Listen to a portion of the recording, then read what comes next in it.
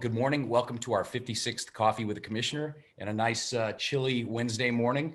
But we're here, you're here, and we're glad that you are here. We've got some great discussions we're going to have this morning about a subject that really we get a lot of calls about in our office and a lot of consternation among constituents. It's all about code enforcement. And so we've got Officer Terrence Davis here with us this morning, who is actually out in the field as we speak. He's there in the car and in the uniform. Thanks, Officer Davis, for being here. We've got the director of the department, Tim Day, is here. Good morning, Tim. Thank you for being here. And of course, as always, we have our County Administrator, Janice Gilley, here this morning. We appreciate everyone getting up early to be on the coffee.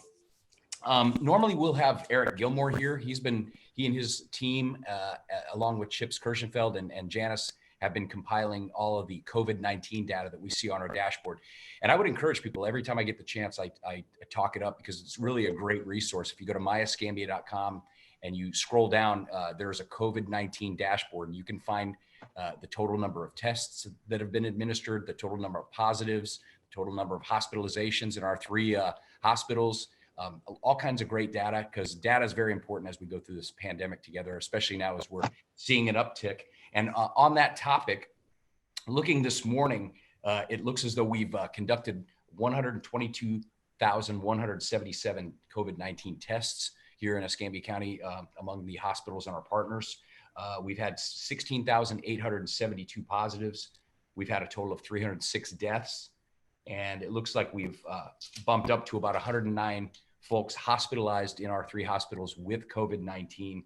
And we have bumped up to a 9% positivity. Now, interesting, I keep the sheets from each of these meetings. And 1 month ago, when we had our 55th coffee, we had 101,000 tests, 13,000 positive, 273 deaths, and 59 people currently hospitalized with a 5% positivity. So as you can tell very easily, it's every category has gone up. So we've got to remain vigilant. We know that the vaccines are in the pipeline, but that's kind of where we are in the county right now in terms of COVID-19. And Janice, I'll throw it to you real quick. Do you want to add anything about the COVID-19 or the testing or anything that you'd like to add about COVID-19 this morning? I would just, like to mention that we have, continued our commitment to do a mask up campaign to, as you said, remind our constituents to be vigilant. The other thing that the commissioners have continued to support is testing and the funding for testing. So testing is still available through Community Health and through Ascension, and a lot of that is in part to the fact that the commissioners have funded that through the CARES. And so I thank you for that, because that is important to the community to continue to have that testing available. And so that commitment is not going to end, and it won't end after December 30th. I believe that you will all be able to continue to commit to funding testing beyond December 30th after the CARES money has been kind of finalized, I guess. The other thing is, one of the things that the hospitals, whenever we talk to them on Mondays, talk to us about is the average stay. And while there are some folks that unfortunately do have to stay a long time in the hospital, the average stay right now is about 5.5 days, which is down from the 8 days that it was earlier in the pandemic. And so I think some of that is in a large part due to the medical treatment and the advances in the treatment and things like that. So I think that's a good sign. It is sad that we would have any deaths from this pandemic. So, we just keep hoping that we will not continue to have, certainly not the numbers that we had in July and August. So that's what I would mention about the CARES. I do want to mention something about vaccines. The vaccines are being managed from the federal level. Right. And those will come, through from the federal level to the hospitals locally. And there is a multi-phase system that is dealing with the vaccines, phase 1A, phase 1B, and then there's 2, 3, whatever. There, a couple of others after that, but the significant ones are related to hospital, healthcare workers, long-term care workers, first responders, and then obviously the elderly and the vulnerable, the most vulnerable. And then you'll start seeing like essential workers, like Terrence and his team.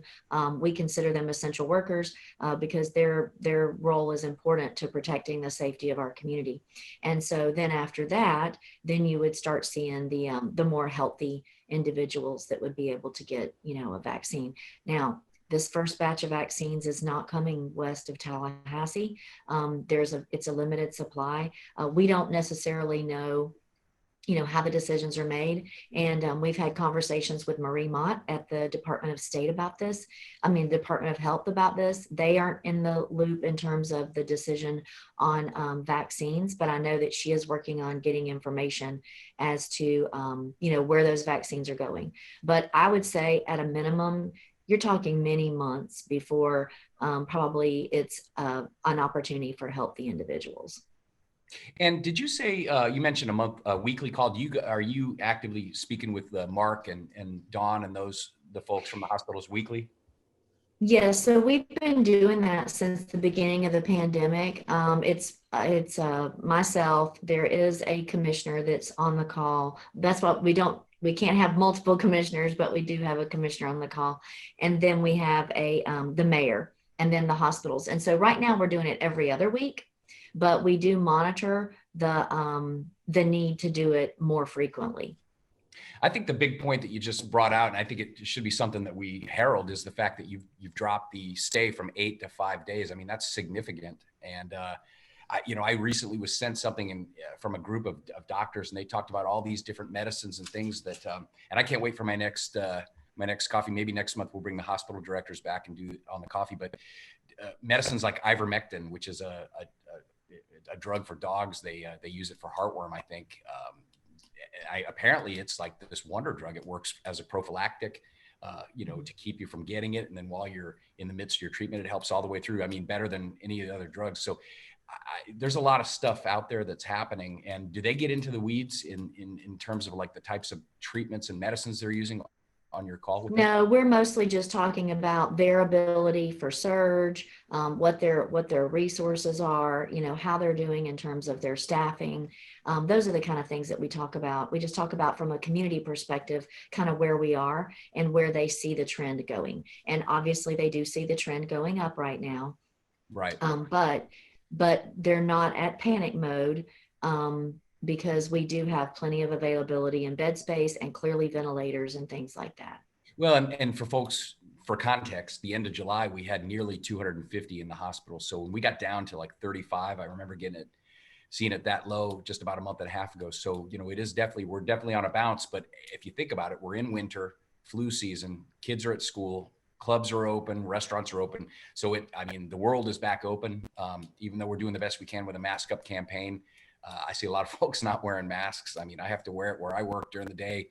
Events that I go to, when I go shopping, I wear the mask. But a lot of folks don't. So even with all of that, we're not seeing the hospitalizations where they were, back in July. So I think that's something to maybe there's very little positives in any of this, but maybe that's something to be positive about. But I think next month I'm going to try and work out having the all three hospital CEOs here again and just have a really detailed question, especially if this thing's still going full speed. But Janice, just before we get into it, and again, for everyone who just jumped on the call, it looks like quite a few more people jumped in.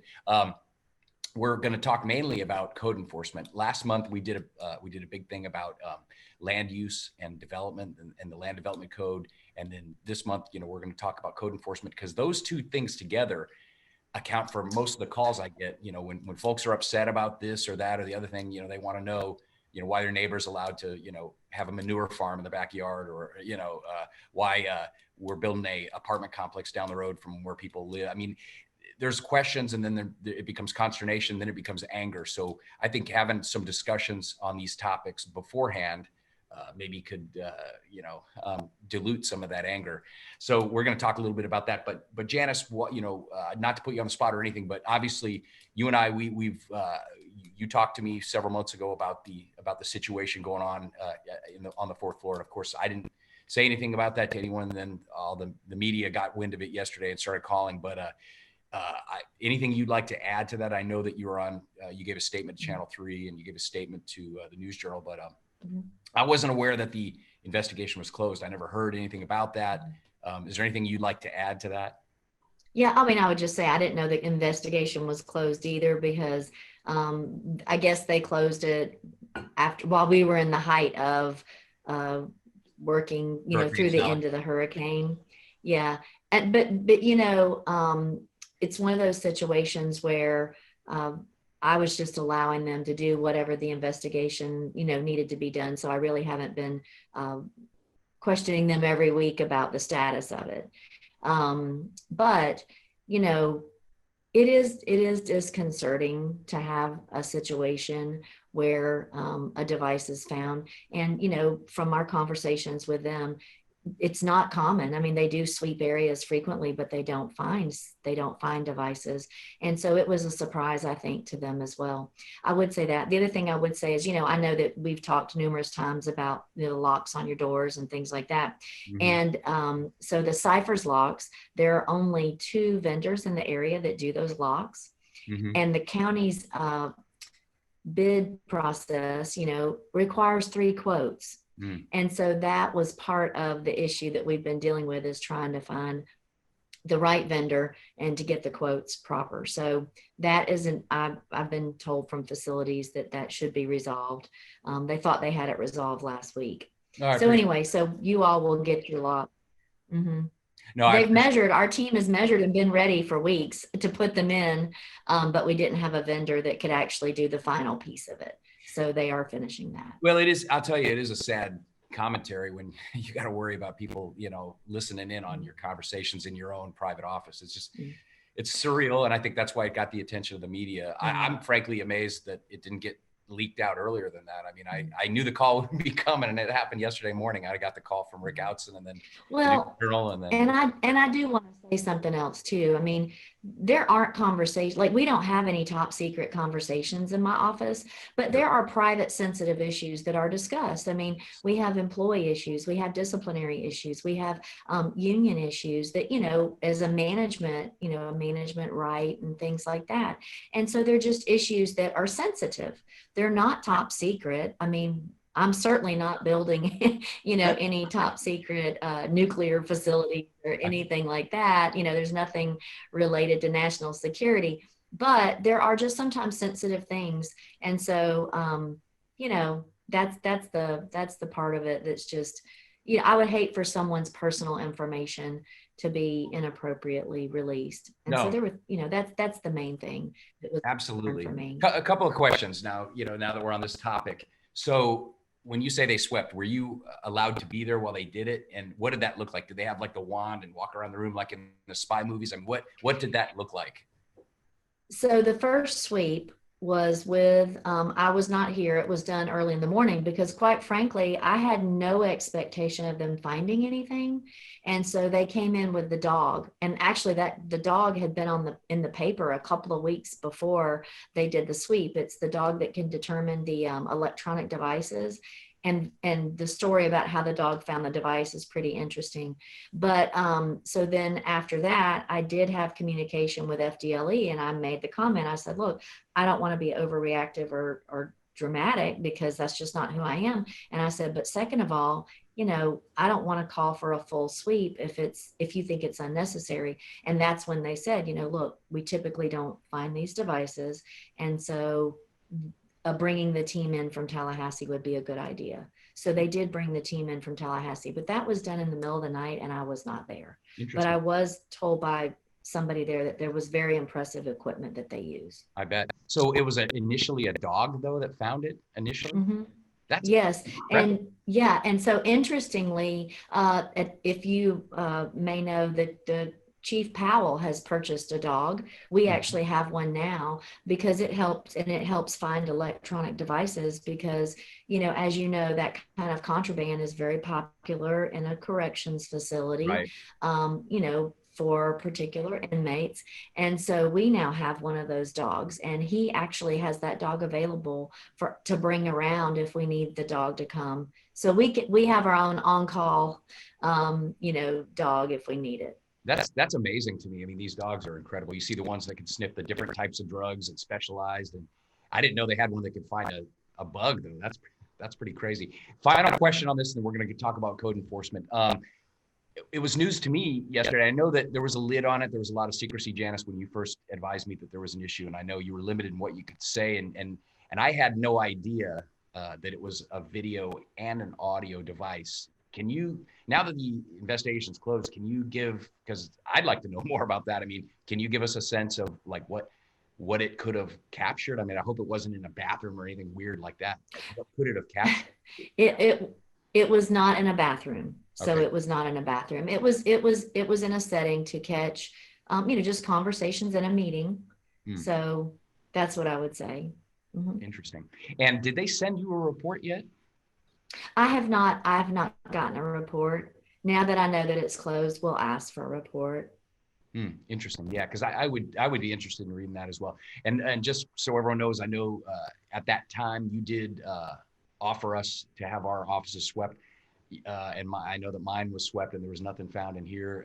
But it is kind of a feeling of your having your privacy invaded. I mean, it's just kind of weird. So glad to Mhm. see. Are we doing anything else, Janice, to ensure maybe more scrutiny on people who get to access these areas, or has there what have we done to kind of Mhm. improve security up here?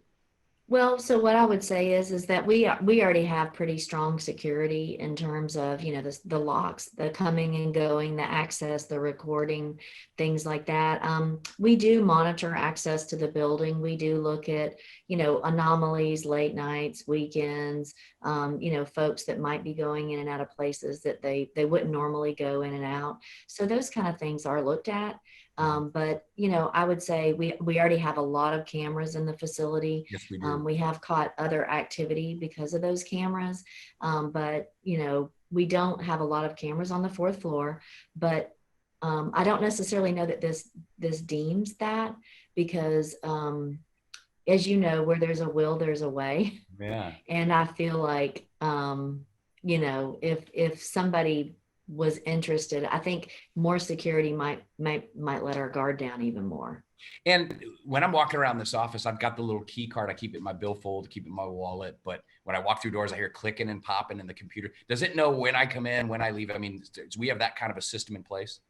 So, Yes, okay. sir. So it knows when I come in the office this morning, when I leave, when I come in the afternoon.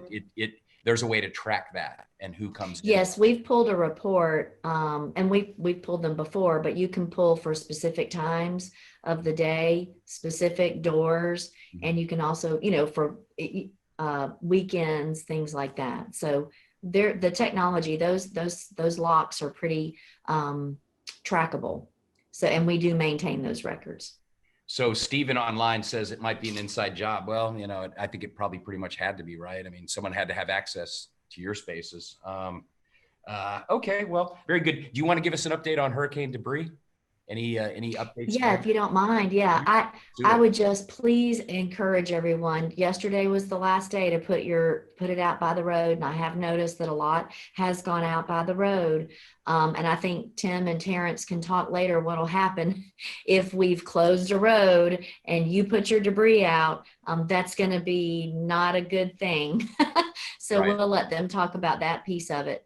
But the great news is that our community has been so responsive to trying to get the debris out there, put it in a place, separate it out where the haulers have been able to do a really good job. So this part of the process now is we will go day by day down roads and we will be closing those roads. And we are working on making sure that we get a graphic out so that folks will know that their road is closed. So, don't continue to put it out. Yesterday was the last day to put out debris. And once we close the road, we won't be coming back down as a county for FEMA purposes for reimbursement. We're right now, they've calculated that the amount of debris that we've collected is like 570, football fields. And then also it would fill up about 80% of the Superdome. Wow. So, we've picked up a lot of debris. And I think our teams have done a great job. There obviously have been, some complaints or folks, just saying, well, they took a little bit more grass than I wanted them to, or they might have, bumped something that we didn't want them to. But for the most part, we've had a really successful debris removal process. And talk to the people about that might not know this, but we're fronting the money for this, right? I mean, we're having to cash flow this whole evolution to the tune Yeah. of tens of millions of dollars, and we're going to get a reimbursement. But like, when? Yeah. So we have FEMA Frank. He is our contact that we work with for our FEMA projects. And we had done an expedited process for expedited funding reimbursement for debris. And he said, no, don't do that. It won't be expedited. But And we're that'll like, take longer. okay. Don't do Yeah. that. So the good news is we're getting good counsel. But so our team is on top of it. Liz Kissel in our office is an She is. absolute amazing person. She is. She is managing the 57 million for CARES, and so far she's been managing the 75 million for the current our current liabilities for FEMA. And so she's an amazing person. And I tell everybody she cannot get into an accident because our taxpayers are very reliant on her being able to complete her job. I mean, that's how important she is to our community. Is that the So, latest number? Because that sounds like a high number to me. 75 million. Is that where we're at in terms of this debris? so 75 million. We're going to give you all an update next week at the committee of the whole on all of our liability, our current exposure, cash exposure. So 75 million are all of our projects at this point. The debris is up to 65 million. And it may go a little bit higher before we're done, but debris has come in higher than I think we thought originally. We did a good calculation. FEMA felt like really that we did a good calculation, but there were a lot of leaning trees and things like that that had to be cleaned up, and that adds, a little bit more. It was part of the original calculation, but it does add a little bit more. That's what I think a lot of the debris, post October has been. I switching gears, kind of doing a quick little jump cut here. I was at an event last night and happened to run into Rob Fabro, who's the president of the company that's building our jail. And I said, hey, how's our jail going? Anyway, he said it's really going smooth now. We're moving the FF&E in there, furniture, fixtures, and equipment. So give us an update. When are we going to start putting inmates in there and pulling them out of Walton County? For me, 2 months ago wouldn't have been soon enough, right? Because of the cost to our community to keep them in Walton. Yeah. So I think it would be safe to say February, because I think they are going to try and get some in January, but I think February would be the safest to say. By the end of February, we'll see that movement. There are a lot of connections to be done with the IT, that type of information infrastructure. There's a lot of electrical, there are a lot of, I forgot how many miles of wires we're putting in that facility because of the security systems and things like that. But that's the point we're kind of at right now. We're stretching our IT department really, really thin, on the broadband stuff that we're doing with CARES, the community and the community centers and the parks, and then also putting the jail in. So our IT department deserves a huge thank you as well, because the amount of work that they're doing to help make sure this project comes in on time is important. Completes, not really on time, that, but completes. Yeah. And hey, I do want to say, if anyone wants a job, on time. We have jobs. We have jobs. I'm sorry, go ahead. I was just going to say, we have a lot of jobs. If you want a corrections job, please, they're starting a new training program. So you can come in and get involved in that. No, that's a great point, Janice. And really, we need to highlight that at meetings. Corrections officers, a good career for folks who may not necessarily know which direction they want to go. Great benefits, great pension, and, serving the community in a very difficult job, but rewarding job. I mean, the folks that, it's interesting, the folks that we see that come up to the podium after a 25, 30-year career, to a person, they always discuss how rewarding it ended up being, the career. And then, of course, God rest his soul, Bill Cross. I had the opportunity to speak with him on numerous occasions. And that guy just had a passion for helping these folks that were incarcerated. So that's a great data point. There are jobs out there. If you want to work and you were, man, call, find out about it. There's jobs. We have jobs in our roads department, our facilities. I mean, we have a lot of jobs. We have firefighter jobs, not a whole lot of them. We tend to fill those up pretty quick, despite some of the propaganda that you hear. We fill those jobs up real quick, the paid firefighter jobs. But we have openings in EMS. I mean, we've got openings. How many openings would we have right now, Janice? I mean, just off the top of your head, 60, 70? Well, you're talking about corrections or across the whole county? Throughout the spectrum of our organization. So we run about 200 open positions. 200 to 225. Yeah. That's one of the things that I'm looking forward to with this new human resources system, because unfortunately I can't put my fingertips on that. And you as a commissioner should be able to put your fingertips on that. So that Well, if, I mean, if somebody falls on hard times and says they, are looking for a position, I tell people all the time, go to our website. We yes, have lots of positions available. But I would better like to be able to match somebody with the skill set right. of, the jobs that we have. And it's very difficult to do that with our current system. I can't tell somebody, yeah, there's an administrative opening somewhere. Or I was able to tell someone this past weekend that we do have, operator positions and mechanic positions at the road, at the road and work annex. But that's just because I know that they're available. Well, but a bunch of great information there. I've got a ton of questions coming in. This is an important one. Maybe Tim can help us with this. What do we do? What are we doing about the leaning trees in the right of way? Do you have a quick answer for that, or Janice? I can take it. So along with our solid waste department, we have a consultant, Thompson Engineering, that's assisting with the debris monitoring. And one of their jobs to do, they're the same people that are going to document when roads are complete. As they drive down the roads, FEMA has given us criteria on how much a tree can lean before it's a danger. Oh, really? Okay. And then so they flag all of those trees, and then we have debris contractors that are taking those trees out of the road. And so they will actually chop them down if they're leaning to this percentage that FEMA says, yeah. Then we have people that will go out and now. How would a citizen report that? I mean, because we have a lot of right of way in the county. I mean, have they surveyed every road? Yeah, I'd have to check with solid waste on what percent complete they are, but for lack of a better number, they can just call me directly at 595-1144, and we'll make sure we'll get someone out and look at a tree of concern. Okay. And then the other question that came through was, I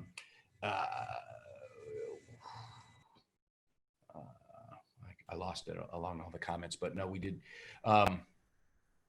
Well, I'm sure he'll come back in and put something else in. Oh, the job postings. Where can one go to see these job openings, Janice? Is that on do we have an HR tab on where you can see all openings? Okay. So that's at Maya. Yes, when you go on the myescambia.com homepage, when you scroll there, it will say, apply for a job or jobs available. It's on our homepage. You just scroll down. Okay. Well, appreciate all those comments, and Janice, you being here, thank you very much. And without further ado, now we're going to talk about code enforcement, which is it's a subject that I get a lot of calls. Our office gets a lot of calls, and I know you guys, obviously, Officer Davis being out in the field, you probably deal with a lot of it. But I mean, crazy stuff like my neighbor's dog is barking, or I got a neighbor who's playing music too loud and I can't sleep because I'm on the night shifts. And you've got people that I don't like what my neighbor's doing. I think he's breaking the codes. I mean, we get the craziest calls ever on, and then on the other side of the spectrum, you've got some people who think it's my property. I can do whatever I want. If I want to be a manure farmer and stack them in barrels right on the fence line of my property owner, my neighbor, I should be able to do that because it's my land. So you guys got a very difficult job. So I'm going to start out with some quick questions for you guys. Well, first, take a minute to introduce yourself, starting with you, Tim. Thank you, Commissioner. I'm Tim Day. I'm the branch manager for the Natural Resource Management Department. I've been a 21-year employee. I manage code enforcement, mosquito control, marine resources, the water quality and land management division. And on the north end, we've got the natural resource division that also does assistance with farmers. With my pleasure, I'd like to introduce Lieutenant Davis. He's our face in the neighborhoods. I'll mention it later on, but he is more than happy to come to any homeowners association meeting and discuss with communities on ways to make to help uplift the community and the county services that might be able to help them do that. Okay, Officer Davis, welcome aboard. Tell us about yourself and what you do. Hey, thank you very much. My name is Terrence Davis. I've been with the county for about 14 years with code enforcement, lieutenant at the department, supervise the officers who are outstanding. group of individuals with, as you mentioned, Commissioner, a very unique consequence and circumstances that come up from time to time. And like Tim mentioned, I definitely frequent a lot of neighborhood watch and community association meetings, and events like this, I take pride and pleasure in participating in as well. As a matter of fact, I just come off of Mayfair's meeting last night, where some good things were discussed, and they always keep me abreast of important issues. So, yeah, so basically, we look forward to serving the community and partnering with them in order to make sure everybody has a happy, healthier, more safer and prouder community. Well, I can say from my experience, one of the communities in District 1, Avondale, it's an older community, right? It was probably really in its heyday in the 60s and 70s, maybe the early 80s. And there's still a lot of folks there that great people take tremendous pride in their houses. Unfortunately, there are some properties there that, folks have, turned them into rentals or whatever the case might be. They've fallen into disrepair.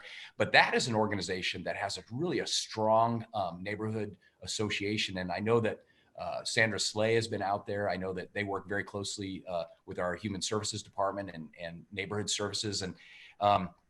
But they have been effective at isolating these properties and then following the process. So, folks, everyone wants instant gratification. They want instant satisfaction. And this looks like it's an abandoned property. They should tear it down. But tell us a little bit about the due process that we have to give citizens before we can just go abate a property.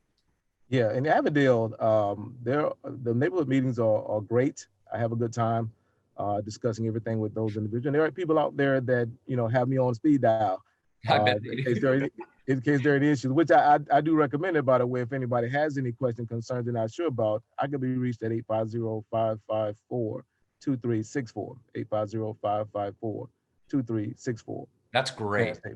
So what typically happens is we get complaints about certain issues in the neighborhood, be it nuisance issues, garbage, trash, derelict vehicles, as you mentioned, abandoned houses with various structural damages, commercial activities in residential areas. So we run a gamut of tons of codes and ordinances, and land development code, as you mentioned earlier. We work a lot with planning and zoning to address a lot of issues. But when we go out and inspect properties, we do our diligence to confirm those violations are present. We look for every violation that we have in our ordinances, every property. At which point, if we identify those, we notice the property owner as well as the tenant, who, if there's a tenant occupying, and give them the opportunity within a timely manner to resolve those violations. At which point, we're very cooperative. We want voluntary compliance. So we'll work with individuals. If sometimes it exceeds a little beyond our, time that we give them, if they put forth the effort to continue to be diligent and improving the property, we continue to work with them and be reasonable in doing that. It's at the point where there's a refusal to resolve the issue, then the next course of action obviously would be issuing of a ticket for violations. In some cases, they require a special magistrate hearing. For example, abandoned buildings that are derelict, we get rulings from a special magistrate because unfortunately, in some instances, when the building remains vacant and abandoned, continues to be a blight to the neighborhood and an unsafe area for all kind of illicit drug activity and other things, other criminal activity, it may end up being where the property has to be demolished. And, on that note, we just recently approved I want to say a $180,000 expenditure to tear down a hotel that was blighted. I mean, the neighbors hated it. Other hotel operators hated it. They said it was overrun with vagrants and people in there doing all kinds of nefarious conduct and stuff. But to me, that was the biggest cost for an abatement I've seen so far on the board in my 4.5 years now. Is that common? How common is it that we have to go demolish a structure? To that extreme, not common at all. That I think we did one several years ago up north of Davis Highway, a motel that was maybe been higher than that several years ago. But that's not common at all for a structure that huge. In this regard, and I personally was involved with that property for at least 3 years in trying to work with the property owners to continue to improve it or repair it or whatever necessary needs to be done in order to bring it to compliance. It had definitely become vandalized regularly. You know, graffiti became to be a problem. Vagrancy was a problem. Stayed in contact with the residents and business owners in the area routinely, trying to update them and inform them on our process and work with the property owners to try to get resolution on it. Let me ask you something about that property in particular. Did you find that there were folks that would break into the rooms and were actually occupying that building? I never saw them personally. I don't think I've seen any. The evidence is clearly there. I know that there's been sheriff office involvement out there. The residents across from it would call me and inform me of things like that going on. I met a deputy out there one time just doing a random inspection of the property, and we had conversation about it and things like that. So it certainly was something that was a problem.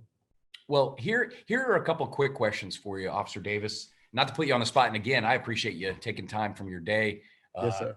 to speak with us. But this is, like I said, it's again these questions and these answers I think will be important for folks to see that watch the tape later or watch on Facebook or whatever.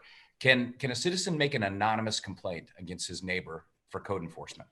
Certainly, you can make anonymous complaints. Call our office 850-595-1820, 850-595-1820, and put in a call, request that you want to remain anonymous. Do your best to give us the most accurate description of what we're looking for, because sometimes we get anonymous calls and the accuracy is not completely there, or the specifics of the complaint is difficult to identify. And sometimes we will, so it leaves us sometimes trying to maneuver through a haystack, believe it or not.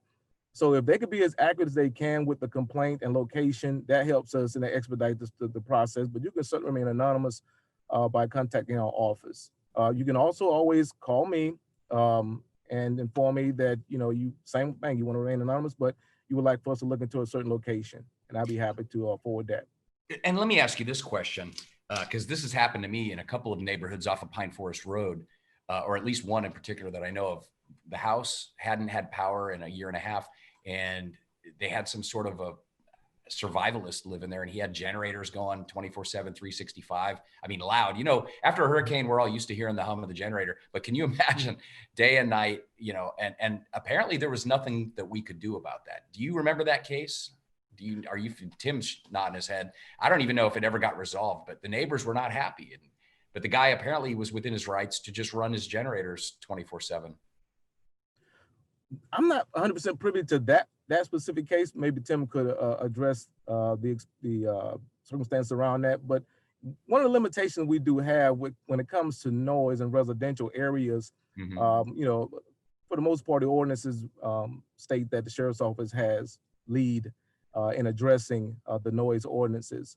So typically, the sheriff's deputies will go out and get with the resident or whomever and informing them of what the limitations and criteria are in addressing those issues.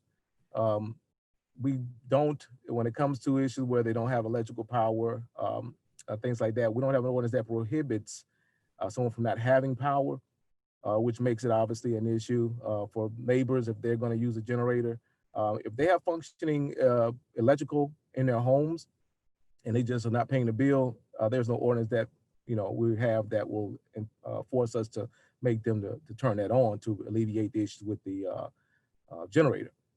Okay. So that's one of the limitations that we do have regarding that. So, but I certainly understand when the hurricane was going on, it was a neighbor that was.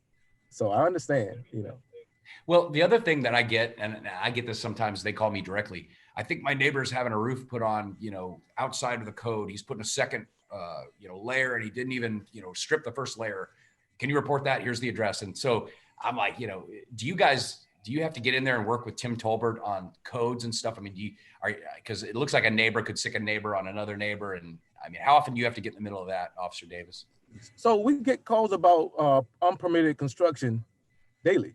And typically we can go out and investigate to see if there was indeed some evidence of unpermitted construction. We document photographs. We will, at that point, if we find there's unpermitted construction, we can notice them to stop the activity until they get with building inspections and work that out. Of course, building inspection could also be notified in advance of that and go out and do their own investigation inspection as well to help that. We're just another added way to try to expedite the process for people. Building inspection, by the way, 850-595-3550. 850-595-3550 for any questions regarding unpermitted construction. But you No, can certainly call us as well. That's a great reference, and I appreciate you having all those phone numbers at your disposal. I'm sure you have to give those out on a regular All the time. But rattle them off. Boom. Right, absolutely. I don't like, when people, in the past, people have had struggles with trying to find what place of so I had to, in order to try to, help that process, make sure I memorize all these contacts for people to try to keep them from running around so much. So it's time consuming, and it helps with the frustration. Oh, yeah, absolutely. I studied the numbers. Well, I mean, you guys have a difficult job because oftentimes you're going to have to go tell someone they can't do what they've been doing on their property, like they got 15 cars parked or whatever the case might be, or they're growing weeds so high you can't see the house. I mean, and then I'm sure you deal with people that get aggravated. What do you do when someone gets in your face? I mean, have you had any kind of personal issues like that where folks become aggressive toward you? Tim's smiling. I think in all my years, me personally, I had one incident where I had to get the sheriff's office involved, maybe two instances where the sheriff's office had to get involved because of threats of physical harm. But 99+ % of people are sometimes are frustrated, and we go through training and explaining to officers, to give people the opportunity to vent and express themselves. They want to be heard. They're not familiar with the ordinances. Most people just are not. They're not aware that all these rules and laws are here, and it's in their benefit. That's the thing that we try to get to understand, which is why it's so important with the community meetings that I explain all this. We're not here to be a burden or a sense of contention for anybody. We're here to help promote the general health and safety of all the citizens, to help everybody have a happier, prouder community, which also is important for the value of your properties. So, and like I've always explained, the worst thing you want to do is allow your neighborhood to run down. I always say that a cleaner neighborhood is a safer neighborhood. That's true. If we do have ride-alongs available for those who are interested in participating in our ride-alongs, so we call our office and request if you're interested in doing so. We'd be happy to take you around and show you the ins and outs of our department and the things that we have to experience from time to time. You'll be safe. We'll keep you safe and things like that. But we just want to show people who want a bird's eye view of what we deal with and things like that. But it's you don't want your neighborhood to run down. You want, and sometimes when we address homeowners, we say, well, this is my business. What goes on my side is my business. What everybody else is doing is theirs. And the important thing about that is if the whole neighborhood has that behavior and attitude, when is it going to be, enough is enough? And the last thing you want is for crime to happen to you, even inadvertently, or because the neighborhood is so run down that there are gunshots and bullets going through your windows. Because the immediate thing would have been the cleaner communities are more observant of things that are not particular. That's correct. And so they become more peculiar because they're part of their areas and streets, and they kind of watch each other. And people who are looking for criminal behavior are looking for areas that people don't care about and abandon and reject. So a cleaner, that's the first phase. I always tell people in the meetings, you want to see our vehicles out there, not the sheriff vehicles. That's right. Yeah, you want us to be the ones out there, because we're going to be the first phase of eliminating a lot of the criminal concerns that happen. No, that's fantastic. Well, I do have a question, Janice, that came through for you about Ascend. It just says there was a chemical leak at Ascend because it was a controlled event. We were not notified. We were told the county wasn't notified, but rather learned from DEP. Is that true? And because this event was lengthy, do you approve of the way this was handled, or do you think the county should have been notified about all leaks? I'd like to know that. Typically what would happen is DEP would report it to DEM, Department of Emergency Management, and then Department of Emergency Management would then notify Eric. And I don't know, Tim, I know you have probably a longer history with these types of events. So first of all, it's one of those situations where we do need better communication. I do think Eric was very frustrated with the fact that he was not notified. But as I said, that process is DEP contacts DEM, and then DEM would contact Eric. And so what we're trying to find out is where maybe potentially that breakdown was in that communication. One of my first speculations was, there are a lot of government employees at different levels, working kind of remotely. And Mhm. so I'm interested to know if that was part of the breakdown. I don't know that, but, and it also happened over the weekend, if I'm not mistaken. So anyway, we're aware of that I would say, for lack of a better term, there was a breakdown in communication, but we know the way that we should have gotten the communication. So Tim, I don't know if you want to talk about historical notifications or anything. But like I said, I do know that Eric was very disappointed that we had not been notified. Tim, let me ask you something. We've got a couple of big industrial type operations here in the county. IP comes to mind, Ascend comes to mind. If they have an issue that jeopardizes or potentially could jeopardize residents' safety, and don't they have an obligation to talk to the local representatives to the county? Don't they have an obligation somewhere in their operating permit to notify DEP, but also the county? Because if not, that's something we need to look at before we issue them. Right. So it's, in terms of regulations with a lot of like the air emissions, the county doesn't specifically have regulations regarding those. So that's normally done by the state. Sure. And so we don't have a real quick nexus from a regulatory perspective on that type of emission.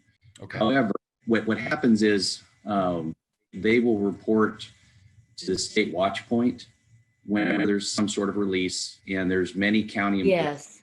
that we receive notifications when something hits in our community. So there's, even if someone, loses a gallon of fuel out in Bio Chico, my phone will buzz as soon as someone reports, hey, there's fuel in Bio Chico. So there's a number of active ways that the county gets information where we're not relying on someone, picking up the phone and calling us, or shooting us an email. But the important part of that state watch point is when a release happens, it goes to the watch point so the state can quickly mobilize resources from multiple departments to respond to the area. And the county definitely has a part of that through emergency management. Because it may need EMS, it may need fire, it may need chemical response teams, and it may be within our abilities to respond, or it may be outside our capabilities. But that's the advantage of that centralized reporting area. Now, just as a lay person not involved in this process. So I do think. Go ahead. No, go ahead. Well, I was going to say, I do think that the state watch emails were distributed.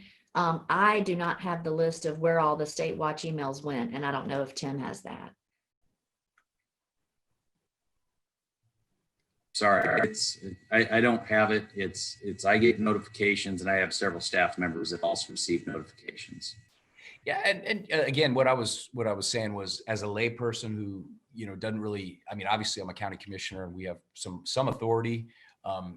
It just seems that with these large corporations that do these things, like this one in particular, it appears that it was like we found out after the fact, and then we were told it was controlled, and then we were told, no, there's nothing to see here. There was no harm to the public.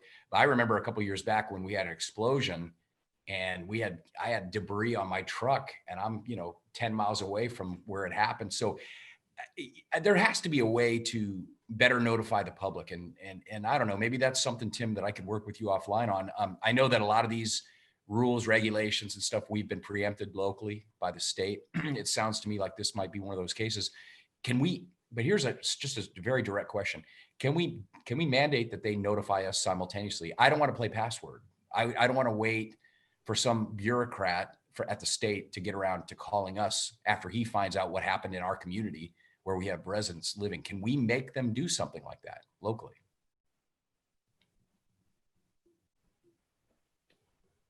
I'd have to look at it. There certainly is always possibilities that, through ordinances, that the county can make requirements for businesses to operate. Um, I bet it's in there somewhere already. I was talking to someone about it because they asked about it. They said it was 3 days, it was seeping out, but you didn't know. I'm like, no, I didn't know. And I said, but I guarantee you somewhere in the boilerplate of their contract or their operating agreement, even with the state, there's got to be something in there that you have to notify the local disaster response team, because it ain't Tallahassee. Our guys are the guys that are going to go in. Our fire and rescue folks are going to be the ones, right? They're going to be the first line of defense. So they probably have a duty to do it already. But I think that's something that Janice, I'd like to find out more about that, because that's twice now with the IP explosion and now this. If there's a way to tighten that up and at least have them notify us simultaneously, make that a requirement. I don't know. Is that something that we can do? Janice. Yeah, I mean, I think that I'm sure, well, first of all, we need to make sure that we know the process and the timeline in the process. And so we need to check these state watch emails and see exactly where they're going to, and make sure that they were done in a timely fashion. Because I think, as Tim says, that is the process, is to have those, be delivered. So that's what we need to find out about this particular project, is make sure that, this particular incident, is make sure that the timeliness was provided. Okay, great. so Go ahead, Commissioner, if I could. So Yeah. that's a good example. And to be honest, I'm kind of with Janice, where we do need to kind of look at the process. With IP, when they had that boiler blow up, there was a quick response to the county. We were, with first responders. we're immediately acting where with Ascend, instead of being a very acute incident, it's chronic's a bad word for it, but it was if you had a slower release that, with standard operating practices, that, maybe there was enough dilution expected within a certain radius of the facility, that it wasn't triggering emergency response, but it was reportable release. And so that's we'll have to, try to get through the weeds to confirm that, regardless of whether there's an imminent threat to life and safety, we need to have a prompt notification, so at least we're aware, so that we could potentially pre-stage resources just in case that, that release were to get larger.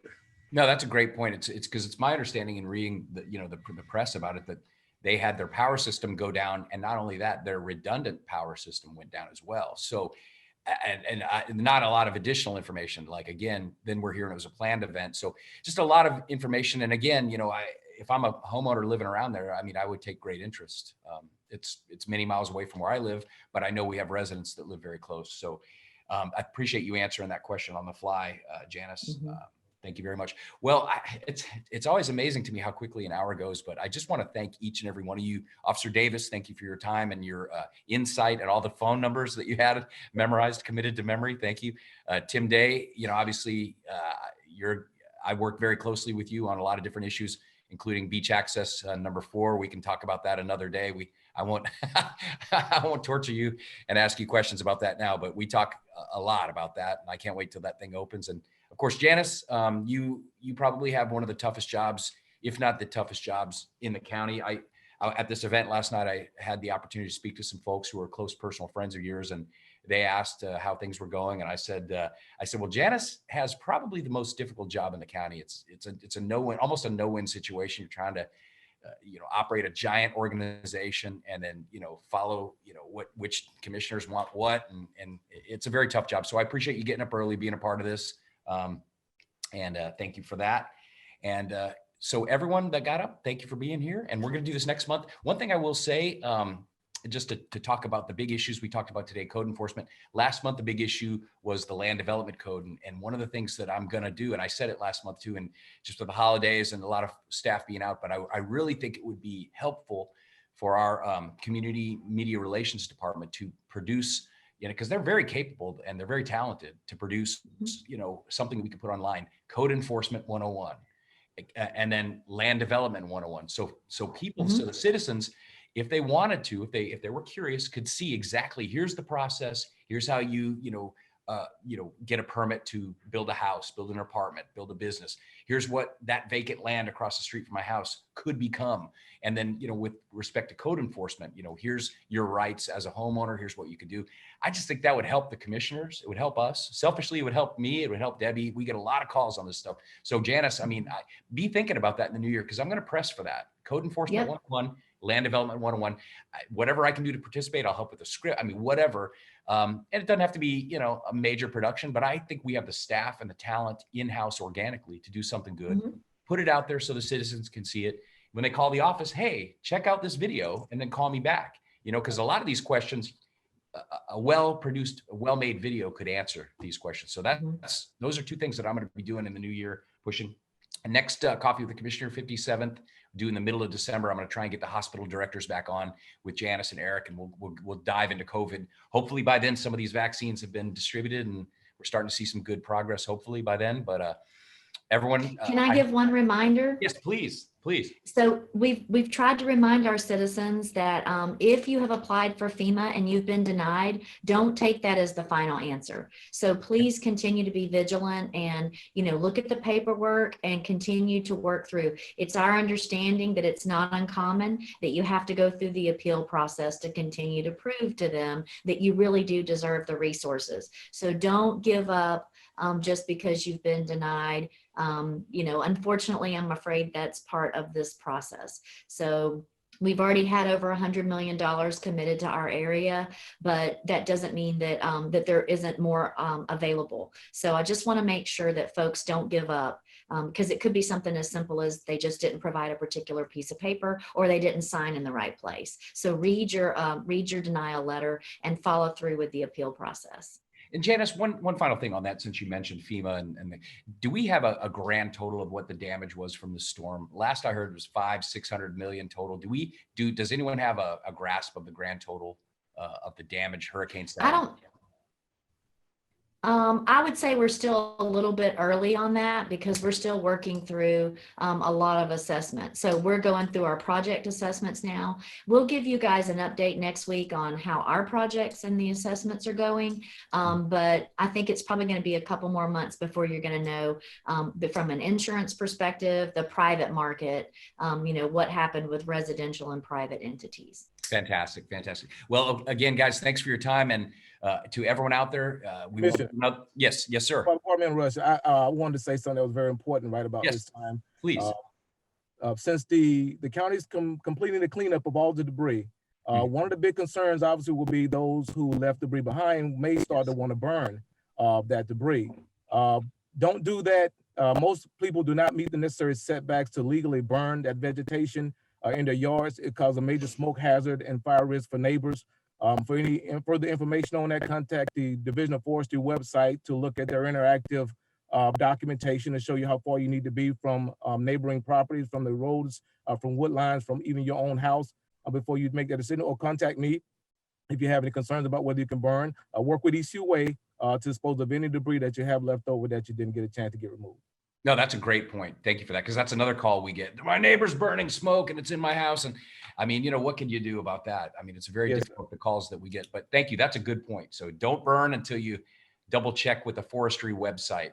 Okay, now here's a test for you, Officer Davis. What's their phone number? Just kidding. I had to put it out of my phone, but call me. I'll get you in touch with them, or I'll take care of that for you, because I have the interactive map. I can email it to you, to people who wanted things like that. I'll bring it as part of my packet to neighborhood meetings and everything. So I have the source if I can direct you this time. So, but I have all the information for you. Contact me. No, I appreciate that. Well, we won't have another one of these till after the holidays. So to everyone, have a very safe Merry Christmas, Happy Hanukkah, Happy New Year. I hope everyone has a safe one. We're going to have an excellent 2021. I'm very optimistic about that, but we'll see you guys in January. And thanks for everyone being on the call today, and to all the citizens who joined us. Take care. All right. Bye, guys. Thank Bye. you. All right.